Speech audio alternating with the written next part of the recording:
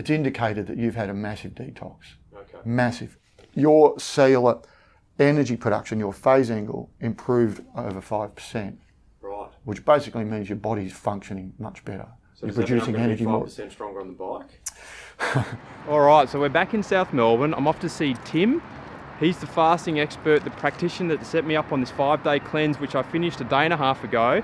I'm currently in a reintroduction to food program, day 7, and I'm off to meet Tim to talk about the 5-day cleanse, the experience that I just had, all the weird symptoms that I felt. My Instagram followers will know I felt some pretty bizarre things like achy legs, sore lower back, cold and flu symptoms. So I want to ask him about why I felt that way. We're also going to do another bioimpedance test to find out what physiological changes have happened in my body since going on the 5-day fast.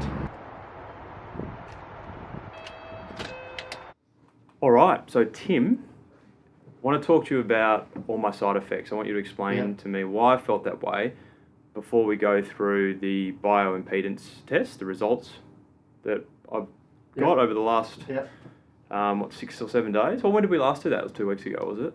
We did it 2 weeks ago. 2 weeks ago. A few days before you started. Yeah, about 5 days before I started. Yeah. And as long as you didn't do anything crazy, like you didn't go on a crazy monster carb loading fest before the fast. No, I just kept it normal. Yeah, okay. If you kept it normal, it's fine. But before I go into side effects, I gave you a message the day after, said, when can I have coffee? And you said another 7 days, and it's absolutely destroying me. Well, I'm feeling a little bit better now, but that text back from you saying no caffeine for another 7 days, why am I not allowed caffeine? Well, because what we'd established initially when we first, in the first, consult when we were chatting, looking at your day-to-day functioning, day-to-day energy levels, what you eat and all that sort of stuff, basically you were reliant a bit on coffee as a fix, an energy fix. And it's an artificial fix. So it, stimulates the liver to produce more, to release more sugar into your bloodstream, via sort of a fix via the adrenals to stimulate the liver to, release more sugar. And that's great in the short term, and in the long term it can drain you. It can be bad for your nervous system, bad for your adrenals, and so it can rob you of energy, amongst other things. So basically, when you go on, if you stay on caffeine, you're staying reliant on a chemical to stay fixed. And I basically have seen with clients and with myself and what have you, many, many times, the difference between real energy and stimulated energy. And if you clean your system out and your body works well, then it'll produce energy. Could you drink a coffee and do a cleanse at the same time? Or that wouldn't be... You probably could. Counterintuitive. But it's like, running a marathon and stopping at 40 Ks. Yeah. I don't know. You probably could, but it wouldn't be anywhere near as good. Yeah. And your system's not, you're not giving your system a complete rest. Yeah. Yeah. So we did that, and then it's just when in the end there, you said, can I have a coffee now? And it's like, well, you're still sort of in that cycle.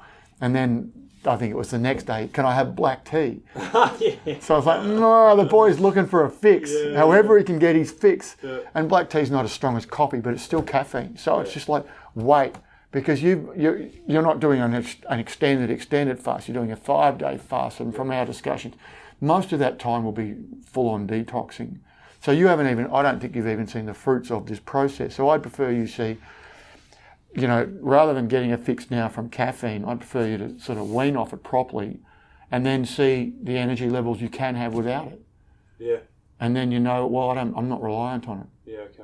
Fair call. That's the reason. Yeah, fair call. Plus I'm a masochist and I just like seeing you suffer. Thanks for that. No. Yeah. So I was a bit surprised about this 5 days. Yeah.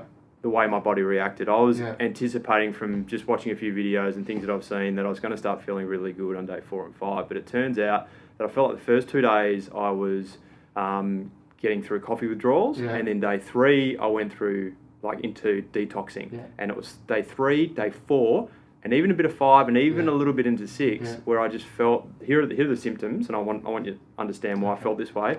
So I had achy, abs and lower back. I almost feel it internally. It was aching, my organs were aching. That was day 3, 4, I think you're saying. Yeah, day 3, 4, and even a little bit of 5. I had pretty much bad sleep the whole time. I woke up a number of times in the middle of the night, Found it hard to get back to sleep, like around 3:30 a couple of times. Cold and flu-like symptoms, and I also had some light headaches as well throughout. So the 5 days was pretty hard. It wasn't like the first 2 days were hard and then the next 3 days were a bit easier. Like, it was really tough going. So why did I feel like that? Well, the first couple of days with the caffeine withdrawal, that's the headaches and sort of you might feel a bit edgy, and that's definitely withdrawal from caffeine. So some of those symptoms could be that, but a lot of those symptoms you're talking about, in fact, all of them are classic detox response. So it's like your body's putting out the garbage. So cells are cleaning out, and the liver's metabolizing more toxins because you're not putting more toxins in, you're giving your digestive system a rest, and you're saving a fair bit of energy from digestion, so your body spends more energy on metabolism and what have you, and you're cleaning your system out, but it'll, in the process of, if it gets released out of cells or out of organs, then it'll be before it gets released out of your body, it'll flow around your blood system. So what you've gone through, because you've done a 5-day fast, you've gone through, in the times I've done fast, the first 5 days were the toughest days. So you've gone through the big detox. Right. That's the big cleanse. Yeah, okay. So I'm not surprised that that's what you felt. Right. I've done it a couple of times where I fasted with 2 or 3 other people at the same time, and we compared symptoms and we monitored ourselves with the bioimpedance along the way, and we're all different. Yeah. Like, one person felt amazing straight away, and we were dirty at her. Yeah.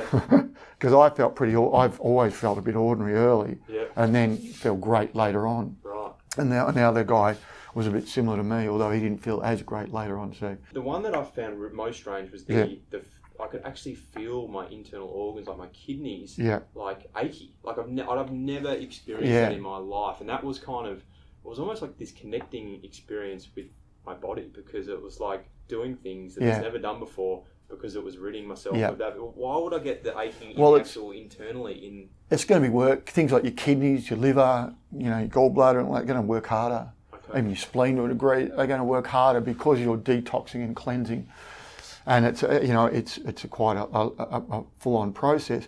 And so I remember the first question I asked you is, how much water are you drinking? Yeah, and you said, apart from the odd herbal tea and the juices, you're not having much, which actually surprised me. Because, I would think you'd need 1 litre to 1.5 litres on top of those. Yeah. And so if you're not drinking a lot of water, your body's got to flush them out, the toxins out somehow. We'll go into this further when we talk about what we found from the bioimpedance test results, because that relates a bit to this. Well, do you want to talk about them now? Yeah. I found some of them super interesting. Well, rather than bringing it up on the screen and going into detail, you lost I've found, for example, when I've done fasts in the past, I lost about similar amounts of fat, muscle and water, whereas you lost about, 6 kilos all up? 5.8, yeah. You lost 1.2 kilos of fat, roughly 1.2, 2.1 or so of muscle. So that's more muscle than fat, but you didn't have a lot of fat to lose at the start, whereas I put on muscle easy, which also means I put on fat easy. So I've always carried a little. Even when I was training full time, I always carried a little bit.